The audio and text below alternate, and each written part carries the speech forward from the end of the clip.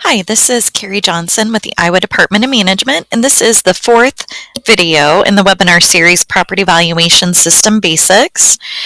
This video is going to talk about errors checks, rollback worksheets, populating rates for the production of the estimated TIF revenue report. So this webinar in particular assumes that you have imported data and you're ready for these next steps.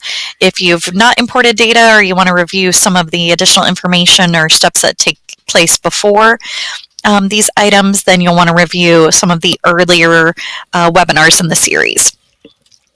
So one of the things that you'll need to do after you import your data is to populate tax rates. And what you'll do is to populate the estimated net consolidated tax rates and also enter tax rates if you have situations where you've created a new increment district. And why do we do that? Well, we do this in order to produce a report and make available to the TIF authorities and whoever else might need it, that will show the estimated TIF revenue produced in each of the different TIF areas that are available in your county. So in order to populate tax rates, you're going to go to View Edit, and you're going to go to Enter Net Consolidated Tax Rates for TIF Area Revenue. It's going to bring up for you a list of all of the different increment districts that exist within your county, all the existing ones, and then also any new ones that you may have added earlier in the process. And what you're going to do then is select the button that says Populate Rates, and it's going to give you a warning, obviously. Are you sure you want to populate the rates? You select OK, and it's going to go to our system and pull the tax rates of the current year and populate for those existing TIF increment districts. For any new districts, you'll see that they're 0 because they didn't exist in our system in the current year. They're brand new for the next budget year, and we don't have rates on file for those. So you will need to manually enter a rate for any new tax districts and then select Save Rates. Another important check that you're going to need to do at this point in your process, if you feel like you've taken care of all the things you need to take care of, you're going to want to run the errors check. So you're going to go to Tools and select Errors Check. It's going to select and run about 40 different errors for you.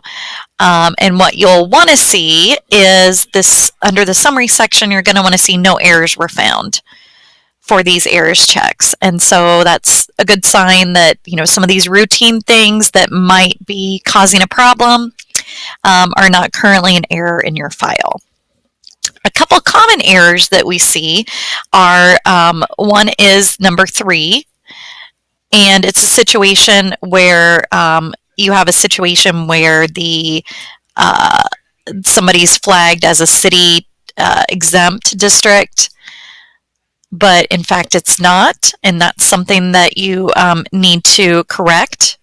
So you replace the non-X city levy authority code with an X if it's supposed to be a city exempt district.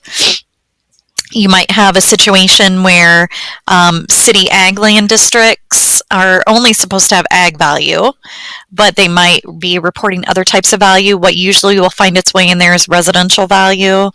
Or on the flip side, you might have ag value amounts in a city in one of the regular city districts, and ag value is only for cities supposed to be in a city ag district. So that's another common error. You also might have a situation where you created TIF increment districts, but you haven't assigned them to TIF areas. So that, it just is telling you missed a step. You need to go assign those TIF taxing districts to TIF areas. Also, you might have a situation where there's a TIF area with no taxing district associated. And that might be okay if it's sort of a dormant TIF area that's going to exist out there in the world and not be used for a couple of years, but may come back into being needed, and you just kind of want to leave it out there. It might be okay. But if it's actually no longer needed, you'll want to go to the TIF areas page and select and delete the TIF area. So you're going to want to, obviously, at the end of the day, have no errors there. I want to stress to you that running the errors check is very important. You need to fix those errors before you file your data, because no one wants to file their data and find that they have to go back and make a correction and refile again, tell everybody again, hey, I made a change to the value. We want to avoid that as much as possible. So please do not file your data with errors. If you see errors that you don't understand, please contact me and we'll walk through those. Bear in mind too, if you file your data with errors, I'm going to also check for errors. So I'll be contacting you if you filed your data with errors and asking you to fix them. Another important sheet to take a look at is the Rollback Worksheet. And so that you'd find under Tools and Rollback Worksheet. And this is what it looks like. It's basically going to list the next budget year's rollback figures. So all the different figures for residential, ag, commercial, industrial, multi-res, etc. are going to be already populated here, those percentages of taxable value. It's going to pull from what you have uploaded, the 100% value totals by class. It's also going to pull over here your taxable values that you have uploaded. And then what it's going to do is take your 100%, use the rollback calculation, and produce a taxable value.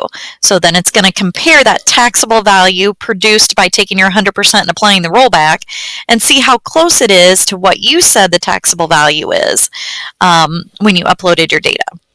And then it's going to, over in this column, do a produce difference over or under.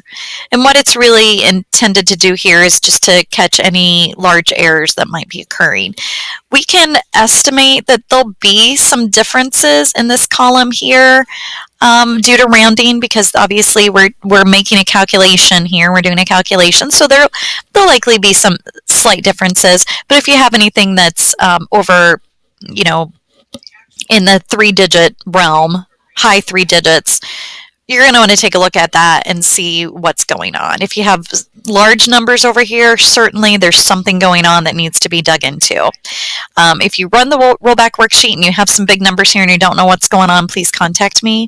Again, this is a sheet that I check, so I'll go in here for every single county. I'll run this rollback worksheet, and if you have large differences over here and you filed your data, I'm going to be following up with you and trying to figure out what's going on and making a correction. So those are just a couple of the next steps that you would do when you're filing your data with Department of Management. If you have any questions regarding any of these steps or any questions regarding the process at all, please feel free to contact me. My phone number and email address are listed there. Thank you very much.